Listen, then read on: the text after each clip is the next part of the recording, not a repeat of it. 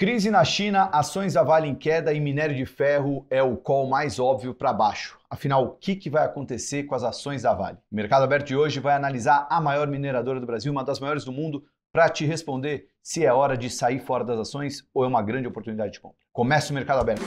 Roda a vinheta!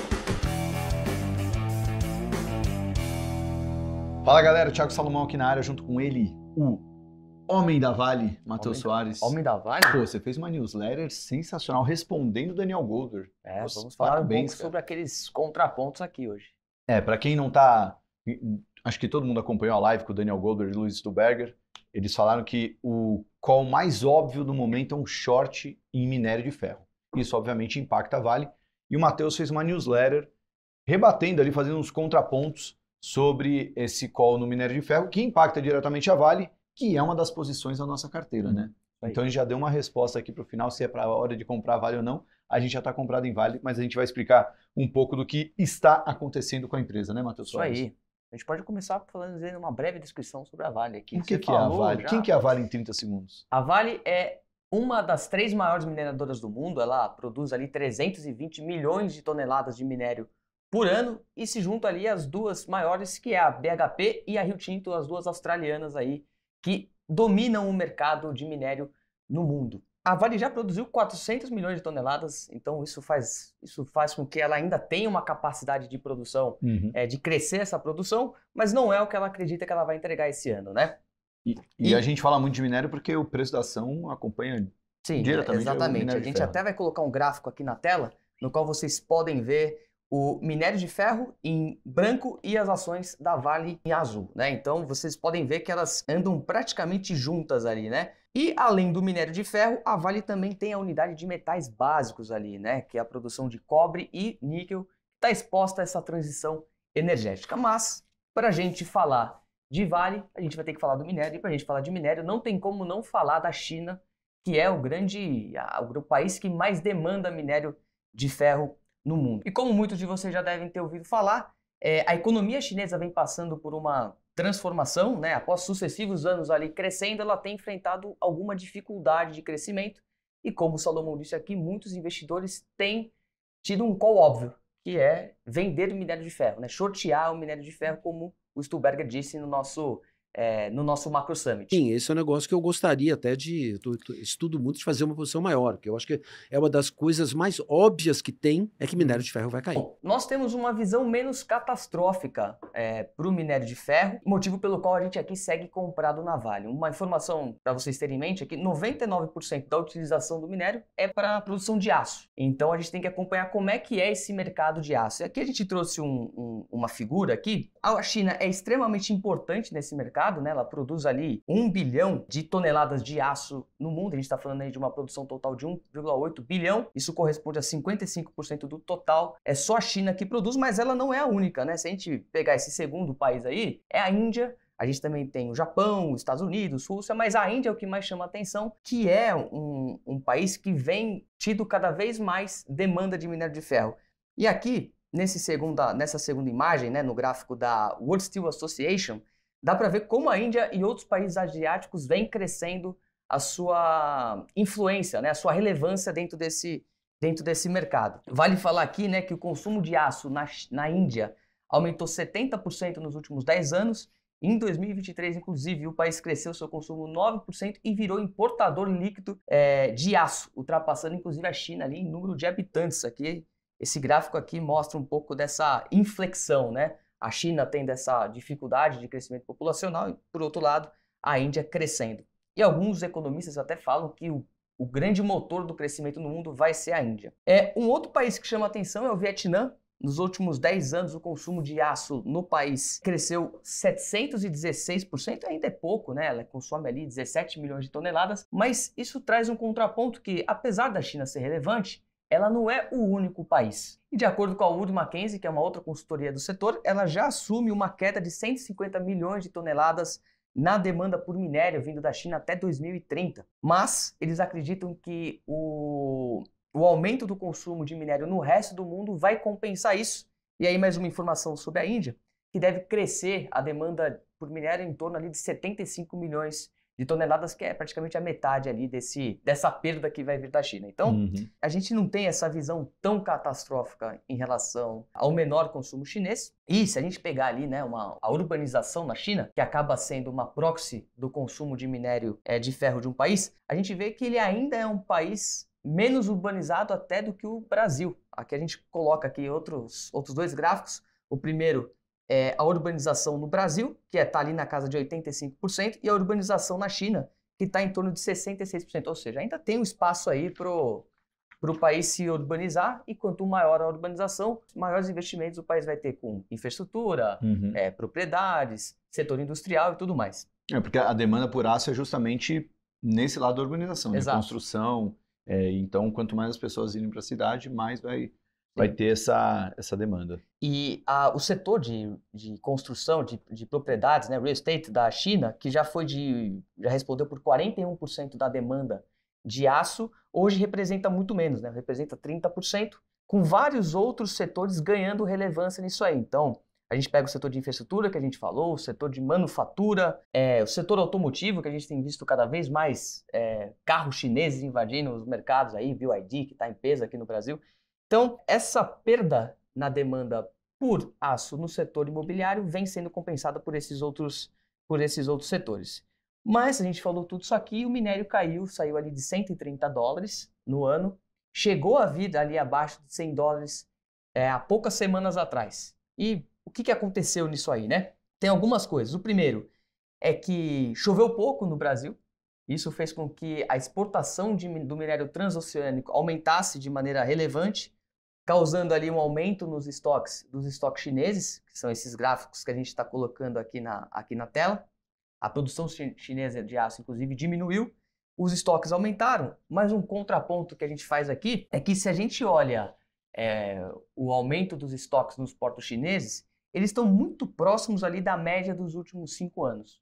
Então, não parece ser algo tão ruim assim, né? E além disso, a gente tem que falar ali, né, do que seria um preço justo para o minério de ferro também, porque como é uma commodity, leva em conta ali a oferta e demanda. Então, quanto menor for a oferta, maior deve ser o preço da commodity, e também levar em conta o custo marginal de produção da indústria, porque se o preço sobe muito, entra a capacidade de minério, se o preço cai, sai capacidade, né, do mercado, mas tem poucos projetos em andamento. Quando a gente pegar até lá, o Goldberg falou, né, no passado, o minério bateu ali cerca de $40 por tonelada. Ali foi 2015, né, pouco antes de 2016, né? Sim, mas teve um ponto ali.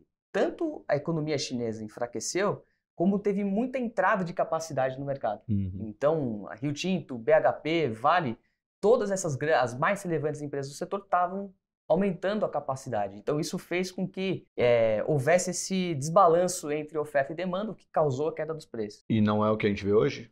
Hoje não. Hoje a gente não tem praticamente capacidade entrando. Tem um projeto relevante na Guiné, que é o projeto de Simandou, que já passou por uma série de problemas, seja corrupção, seja problemas logísticos, inclusive a China é uma das sócias nesse projeto, até para ela diminuir um pouquinho da exposição ao Brasil e também às australianas, mas é um projeto relevante, de uma entrada de 60 milhões de toneladas. A gente está falando que hoje o mundo demanda ali cerca de 1,8 bilhão, né, de minério, então é uma demanda que é relevante, mas não necessariamente essa oferta vai entrar em 2026, que é o prazo, né? Que é o que o mercado espera. Mas você estava falando do preço justo do minério. O que seria o preço justo? Tem um preço que, daqui para baixo é muito difícil o minério ir, porque fica inviável até para produzir, então as próprias mineradoras vão diminuir a oferta. O que seria um preço justo? O preço justo do minério, a gente tenta ver qual que é o custo marginal de produção da indústria. Se a gente pegar a Vale, é o menor custo marginal da indústria, a empresa mais eficiente, digamos assim. A Vale deve estar ali ao redor de $70 por tonelada. Então, se você pegar o 118 ali para os 70, tem um chão para cair. Porém, o custo marginal da indústria, inclusive de algumas australianas, está em torno de $90 até $100. Então a gente acha que quando o minério bate esses $90, 95, como aconteceu recentemente, o mercado é meio que um limite ali, né? Batendo isso, uma oferta, obviamente que não é instantânea, mas a oferta sai e os preços se reajustam. Sem falar que essas 3 empresas aí, que acho que é um cartel até mais controlado, é um oligopólio até mais controlado do que a OPEP, que são diversos países ali coordenando a oferta, essas 3 empresas têm capacidade ali para cortar a produção caso o minério não esteja no preço que eles acreditam que seja o preço ideal. E eu acho que esse preço ideal, pelo menos ali na faixa de $100, parece um bom ponto, tendo em vista que a gente tem hoje problemas de investimento no setor, né? Assim como o petróleo, tem pouco dinheiro correndo para esse tipo de investimento. As licenças também são muito mais difíceis de serem tiradas como foram no passado, até mesmo a Vale, né? A Vale já produziu 400 milhões de toneladas e hoje produz aí próximo de 300 milhões de toneladas. Então isso mostra que existe um problema ali de oferta nesse setor. Então, a gente fica confortável ali em acreditar que é difícil, pelo menos com os dados que a gente tem hoje, como a gente mostrou aqui, desse preço de minério vir muito abaixo de $90. Tá, então, assim, a própria dinâmica do mercado do minério de ferro dificulta que o preço caia para baixo de 90, mesmo com a China podendo ter, como a gente viu lá na live com o Golder e o Stuberger, não importa qual cenário da China, pode ser ruim para o minério, né? Porque uma grande recessão na China seria ruim, até um sucesso da China, né? Porque teria uma transição ali, diminuiria o consumo de minério. Mesmo assim, então, você fica confortável pela própria dinâmica do mercado de minério. É menos China, mais minério. É Sim, isso? é porque apesar de toda essa visão catastrófica que o pessoal tem, a gente vê aqui em vários dados que não parece que a China está passando por algo tão ruim, né? A gente viu aqui, os estoques parecem estar na média dos últimos 5 anos. A gente teve lá o problema de aumento da exportação de minério vinda do Brasil para lá, tudo, mas não parece estar havendo uma catástrofe, né? Por isso que a gente acha que ainda não existe motivo para isso acontecer. Sobre isso, só eu recomendo quem se inscreveu no Macro Summit já recebeu lá as gravações. Se você não viu o painel com o Marcos Troirro, vale muito a pena ver, né? Porque é um cara de fora do mercado, né? Mas ele não só viveu na China, como ele viveu na China como presidente do Banco dos BRICS, né? Então ele foi um cara que teve que saber muito sobre a economia chinesa, ficou lá acho que 4 ou 5 anos, além de ser um baita cientista político, né? Sabe muito de geopolítica, ele fez um painel geopolítico, ele trouxe uma visão parecida com isso, Mate. Quem conhece a economia chinesa, quem conhece a China, sabe que tem uma transição que está acontecendo, mas ele não tem essa visão catastrófica, né? Tem muito uma visão de uma economia milenar, né? Já está ali há muito tempo, as coisas são feitas, né? Meio que o lado bom de não ser uma democracia é que assim, o governo acaba não tendo aquela emergência de ter que fazer dar certo em 4 anos, senão vai entrar outro governo ali, né? A China acaba ficando com o poder ali. E, enfim, ele vê uma visão um pouco mais cética em relação ao lado da crise, né? Então ele vê de uma maneira mais confortável. Acho que sim, o país está passando por alguma dificuldade de crescimento, mas a gente não acha que é uma catástrofe, né? Até porque ainda cresce 5%. Exato. Né? Não acho que o minério vai voltar para $40, para $50. Então acho que tem esse piso. E aí, falando especificamente da Vale, a gente segue comprado aqui na Vale, muito por conta de a gente não achar que o minério de ferro vai sofrer um desastre, né? Mas acho que vale trazer também alguns dados importantes sobre a Vale. De 2021 até hoje, a empresa tem recomprado muitas ações. A gente coloca até um gráfico aqui na tela, que ela saiu de 5,3 bilhões de ações em circulação para 4,4 bilhões de ações em circulação no mercado. A gente está falando que a empresa recomprou 17% das suas ações. Quase 1 bilhão de ações. Que é uma forma da empresa remunerar o acionista também, né? Quando ela recompra ações, o lucro por ação ele aumenta, mesmo se a empresa não entregar um crescimento de lucro ano contra ano, né? Além disso, quando a gente olha a performance da Vale na comparação com as suas pares, como eu disse ali, a Rio Tinto, a BHP e mesmo a Fortescue, que são as australianas, a gente vê que nos últimos 12 meses tem sido a pior ação, né, desses meses. Por quê? Porque ela tem sofrido uma tentativa de influência política muito grande aqui no Brasil. A gente vê, seja o presidente da República, o Lula, querendo colocar um novo presidente na companhia, como foi o caso ali da tentativa de colocar o Guido Mantega, né? A gente vê a Vale dentro dos discursos do presidente de uma maneira com uma conotação negativa. Então isso tem feito com que ela não ande alinhado aos fundamentos Uhum. que a gente comentou aqui. O ruído político aumentou nela, mesmo ela não sendo uma estatal de fato. Exato. A única influência política que tem ali dentro é a Previ, né, que é o fundo de previdência dos funcionários do Banco do Brasil, que tem 8,7% da companhia. E 2 cadeiras no E conselho. 2 cadeiras no conselho, e ela também, o governo também tem as Golden Shares, tem 12 Golden Shares ali, que basicamente dá à União, né, a possibilidade de eleger ou destituir um membro do Conselho Fiscal, e também o veto como venda ou encerramento em atividades como jazidas, ferrovias e portos. Então tem isso, eu acho que tem alguns outros pontos de curto prazo que a gente pode falar aqui, que é a provisão envolvendo as tragédias de Mariana e Brumadinho nisso, que deve sofrer uma provisão adicional de 3 bilhões de dólares. Tem também muitas notícias e manchetes envolvendo a renovação das ferrovias ali da Estrada de Ferro de Carajás e também a Estrada de Ferro Vitória-Minas, que deve ficar ali, pelo menos nas manchetes, falam ali acima de 20 bilhões de reais essa renovação. Assim, como que vai ser feito isso? Em quantas parcelas? Em quantos anos? Tudo isso ainda não... A gente ainda não tem muito dado em relação a isso, mas tem feito a ação descolar ali dos seus pares. Uhum.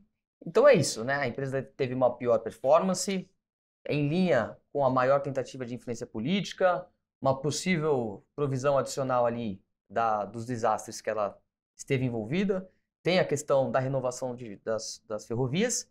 Isso tem feito com que ela esteja sendo negociada como a empresa mais barata do setor. A gente coloca esse gráfico aqui na tela, que são os múltiplos do setor. Então tem o múltiplo EV/EBITDA, EBITDA é basicamente o lucro operacional que a empresa gera por ano, com o EV, que é o valor de mercado da empresa mais a dívida líquida, e também o preço sobre o valor patrimonial, que é uma medida para a gente entender o quão barato ou caro está a empresa. A gente vê aqui na linha branca que a Vale ela é a mais descontada. Então ela está negociando a 3,7 vezes o EBITDA dela e negociando a 1 vez o valor patrimonial por ação dela. E além de ela ser a empresa mais barata do setor, tem outros motivos pelos quais a gente gosta dela. Primeiro, dividendos, né? Ela tem uma remuneração mínima aos acionistas de 30% da diferença entre o EBITDA e o quanto ela gasta, né? O quanto ela investe.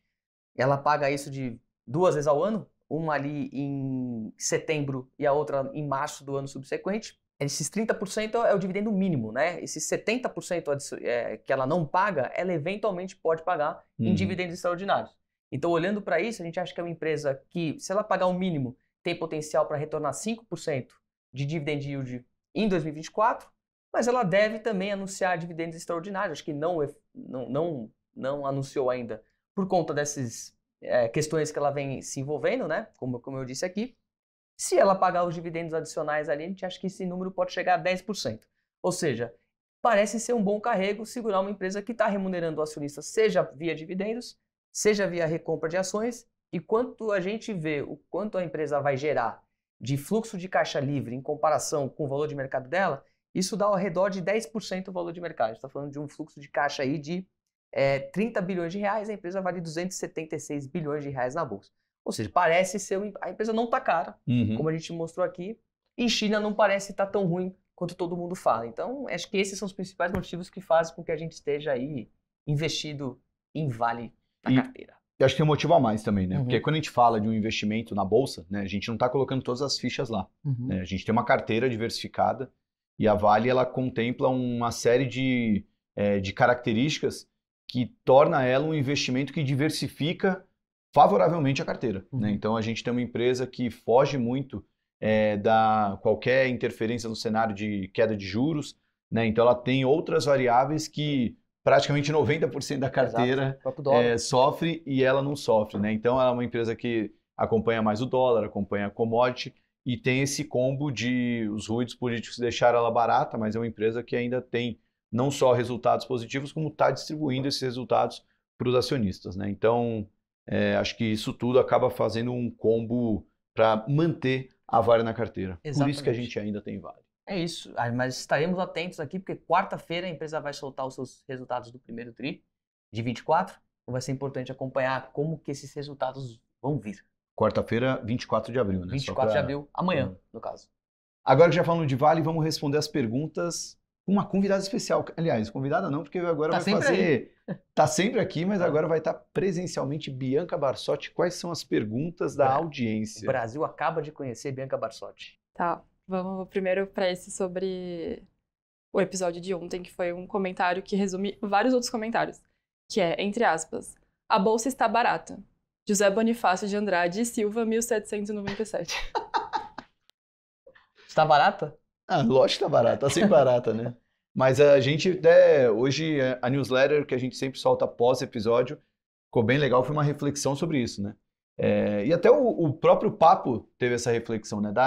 Não vou dizer falácia da bolsa tá barata, mas a gente não pode cair nessa cilada, né? De ficar achando que é para comprar bolsa porque ela tá barata, porque a gente sempre vai encontrar ali alguma coisa que justifique ela tá barata. Mas mais importante do que isso, ela pode estar barata por vários motivos, mas estar barata não significa que ela vai subir. Ela pode ficar ainda mais barata, né? Mas o papo com o Mota, acho que foi mais interessante ainda para entender a importância de você ter uma gestão flexível, né? Que é muito do que ele faz ali na prática no estúdio Long Bias. É isso. Nada a acrescentar. Tá, vamos para a próxima. O @tensorflow9966 falou o seguinte: vocês podiam fazer um vídeo sobre análise técnica, se funciona. Tipo, será que existe algum gestor que usa análise técnica? A sensação que eu tenho é que é ilusão, mas existem estudos de longo prazo. Aí, o @roxcas respondeu: não funciona, análise técnica é astrologia. Espero ter ajudado, de nada. Não, vamos lá. A astrologia também acho forte. Eu conheço muita gente que usa os gráficos para acompanhar as ações. Eu acho que boa parte das pessoas, a gente mesmo mostrou gráficos aqui, né? O Frederico também falou de olhar o gráfico Sim. no nosso episódio. O Luiz Alves, Paz de Barros também já falou. Tem muita gente que usa gráfico. É que se for colocar numa escala ali de 0 a 100, talvez o gráfico seja no máximo 5% ali do que vai fazer um gestor tomar a decisão. Mas é quase como um cartão de visita. É uma boa forma de você olhar o comportamento das ações. Agora, você querer encontrar lá o bebê abandonado, ombro, cabeça, ombro. Camelo vomitando. Eu acho que... É que, no fundo, a análise técnica ela vai mostrar o comportamento dos preços, e não é só o preço, né? Tem que acompanhar o volume também. Eu sou CNPI técnico, então eu acredito... Bandas de Bollinger. Eu acredito num pedaço disso, né? Eu acho que é muito bom para você acompanhar o comportamento e o fluxo, né? Você entender também o volume, para ver o quanto uma ação está sendo muito buscada, ou está ficando largada, enfim. Existem coisas importantes ali, alguns insights legais. O problema é se você usar apenas análise técnica. Primeiro porque você vai ter que ficar operando o tempo todo, né? Meio improdutivo. E segundo que eu acho que as grandes porradas do mercado tá em comprar coisa barata e acaba sendo um contraponto da análise fundamentalista, né? Porque na análise fundamentalista a gente vai comprar coisa barata e deve estar caindo pra caramba. E na análise técnica você nunca vai fazer uma compra desse jeito, né? Na análise técnica você opera muito mais seguindo a tendência. Então você vai comprar algo que já está subindo ou vender algo que já está caindo. Inclusive o Druckenmiller, que é um dos maiores investidores da história, ele olha a média móvel de sei lá quantos, acho que 50 períodos, eu não me lembro. Então assim, muita gente olha isso, né? Mas é aquela coisa... quase uma profecia autorrealizada se também. tá todo mundo olhando, né? Você não vai ficar rico fazendo o que tá todo mundo fazendo, né, também. Mas às vezes é profecia autorrealizável, porque todo mundo olha, então acaba acontecendo também, né? Dá certo ou dá errado. É isso. Último comentário, do @AlessioLopes9444. Tem guerra na Petrobras não, sabichões. O que acontece é que o acionista trader quer dinheiro no bolso a curto prazo, enquanto a nova política da empresa é reinvestir no refino e aumentar a produção, o que significa redução nos dividendos imediatos e aumento a longo prazo. Aí essa galera começa a espalhar essas ideias. Um exemplo, a produção na margem equatorial vai demandar grande investimento, até começar a dar retorno 2-3 anos. E o acionista trader não quer isso. Quem investe pensando no longo prazo, que está super feliz com a ação atingindo a máxima histórica. Eu acho que se você fizer uma reflexão do que foi a Petrobras ali nos anos de 2014, 2015, assim, dá para acreditar no potencial destrutivo que tem um acionista controlador não alinhado aos interesses dos acionistas minoritários. Assim, acho que eu não vou dizer que é ingênuo, porque de fato a ação está dando um resultado positivo, mas toma cuidado. Assim, eu acho que a Petrobras é uma excelente empresa, está entregando ótimos resultados, mas a gente já viu o que pode acontecer, decisões erradas ali, tanto de políticas de investimento, como até pessoas que são escolhidas para gerir a empresa, né? Hoje ela está mais blindada do que estava no passado, mas também eu não fecharia os olhos para as notícias ruins só porque é uma empresa que está entregando crescimento. Assim, então... e tem um ponto adicional, né? Com o petróleo a $90, tudo bem, acho que é difícil tornar a empresa tão ruim, né? Tá gerando muito caixa. O problema acontece quando o petróleo cai. Se eventualmente esse petróleo vem para 60 e a empresa fez investimentos ruins que deixam ela mais endividada, sem dúvida isso aí vai causar alguma coisa. Mas hoje é muito difícil acontecer por conta do patamar do petróleo. É isso então. Valeu, Bianca. Valeu, audiência. Valeu, Mate. Valeu, Sanoma. Até semana que vem com mais Mercado Aberto. Valeu.